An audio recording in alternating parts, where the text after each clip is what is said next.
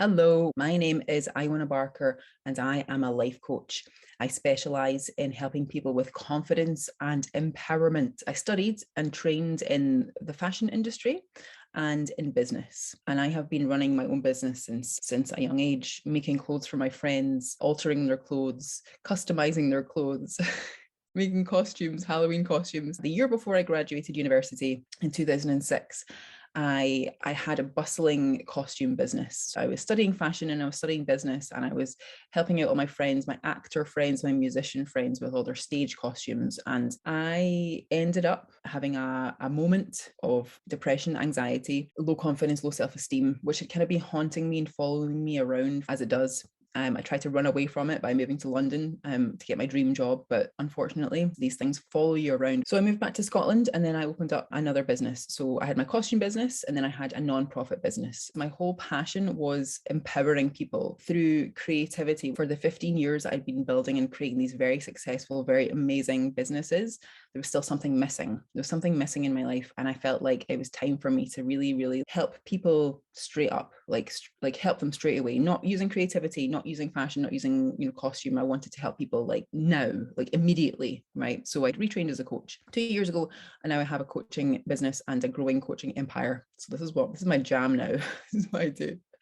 And the first thing that I decided to help people with was confidence, because I really struggled with confidence and self-esteem growing up. I grew up in the southwest of Scotland in the middle of nowhere, and I used creativity and fashion and costumes and things like that to like transport me out of this like rainy farmland. And I really struggled with my voice. I struggled with confidence and self-esteem, and I constantly felt, or I was conditioned, good girls are quiet, right? Good girls are seen and not heard. Good girls aren't messy. Some of the beliefs that I've been conditioned to, you may also feel this way too, that love and acceptance are conditional. We have to be certain people or do certain things in order to be loved and accepted. We have to play certain roles in order to be loved and accepted. We can't take up too much space, right? It's not safe to take up too much space. It's not safe to be seen. It's not safe to express ourselves. It's not safe to express our true authentic selves, because perhaps we have in the past and we've been hurt and we've been judged and criticized and been condemned or shamed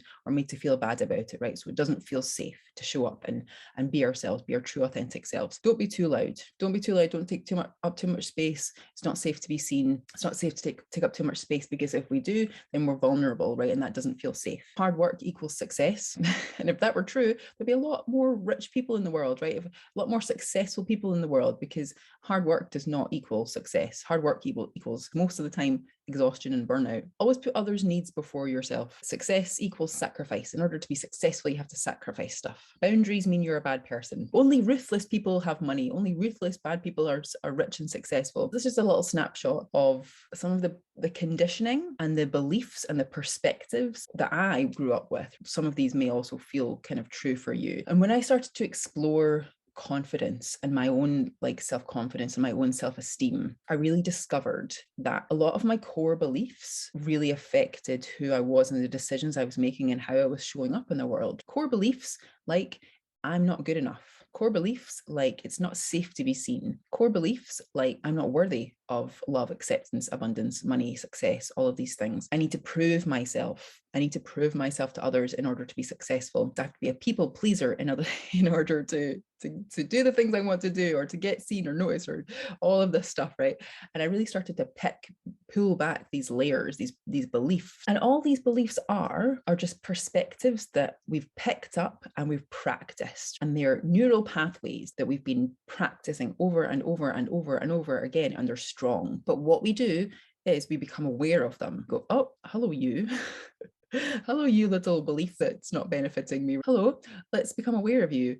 And then every time I think you, or every time that neural pathway like fires, oh, there you are, there you are. I don't feel good enough, or it's not safe to be seen. I've decided I'm going to practice something new, and I'm going to practice a new belief. I'm going to find evidence in my life for this new belief to be true, such as I am good enough, and it's safe to be seen. It's safe to take up space, etc., etc. And then I start practicing the new belief, a new perspective, And that becomes the strong one, and the old one breaks away. Authentic self-confidence is very different to insecure self-confidence, which I feel is the self-confidence that many of us are conditioned or trained to believe is the only self-confidence. Insecure self-confidence comes from that feeling of not good enough. It comes from that feeling of needing to prove yourself. It comes from the feeling of being unworthy. You have to really push and struggle and sacrifice. That's not coming from a healthy place. It's not coming from a place of security, of compassion for yourself and others. It's coming from a place of insecurity, of not good enough, of unworthiness, of powerlessness, of it's not safe to be seen. It's not safe to put myself out there. So I have to compensate. I have to overcompensate myself. I have to prove myself. I have to put myself out there even when it feels really freaking scary, right? Feel the fear and do it anyway. Every time you go and experience that fear, it puts you right back in that same place again of I don't feel good enough. And then you're just spending time, more and more time practicing that same old belief system, that same old perspective. You can get to feeling authentic self-confidence way faster by becoming aware of what you've got going on at an emotional belief and perspective level, transforming it, finding evidence for the opposite and practicing that thing. That I am good enough, I am worthy, it's safe to be seen, it's safe to show up, it's safe to be myself, all of these things. Remember that these beliefs and these roles and stories that we've picked up over the years are only strong because we've been practicing them for so long, right? And we've been building that muscle for so long by believing the same thing over and over and over again. Just like feeling not good enough, being made to feel at some point in your life that you're not good enough. But I would counter that statement by asking, what is good enough? Who gets to decide who is and is not good enough? Everybody makes mistakes, and mistakes are learning opportunities. We can't go back and fix it. What we can do is we can come into the present moment with the information that we learned from that experience. Does that mean that we're not good enough? We're always good enough. We were born good enough. We get to decide that we are good enough. Many of these roles that we've picked up are ancestral. So if you have a parent or a family member or a teacher or someone who has made you feel like you're not good enough or unworthy, or that you have to people please, or that you're powerless, have a think about what you feel their story and their roles and their belief system is. Because I believe that these ancestral roles are passed down through the generations. Like if you have a parent that feels like they're not good enough, then how can they teach their children how to feel good enough? If they had a parent who felt like that they were not good enough, then how can they show others how to feel good enough? I love transforming ancestral belief systems. One of my favorite topics to transform is money. Most of us, not all of us, but most of the population of the world has been conditioned to believe that money is a finite resource, when actually money is energy and it is an infinite resource. More and more gets made every day, and more types of money get created every day. And in order to experience more, we have to transform our beliefs that we can have more, that it's safe to have more, that it's safe to receive more. We are human beings, not human doings, right? So we are already worthy, and also many of us make mistakes, and then we feel like these mistakes mean that we're not worthy and it's not safe for us to receive. I teach receiving energy, that it's safe to receive. It's not safe to receive because we feel like we have to do something or give something in return. And we spend so much of our time giving and doing. But when we learn and remember that giving and receiving are the same energy, we all know how amazing and wonderful it feels to give someone a gift. Well, imagine that you have given someone a gift and they've turned around and said, I don't want it. That doesn't feel very nice, does it? It's safe to receive because you are giving someone a gift by allowing them to give to you. Mistakes are extremely powerful. Failure, right? Define failure. What does it mean to fail?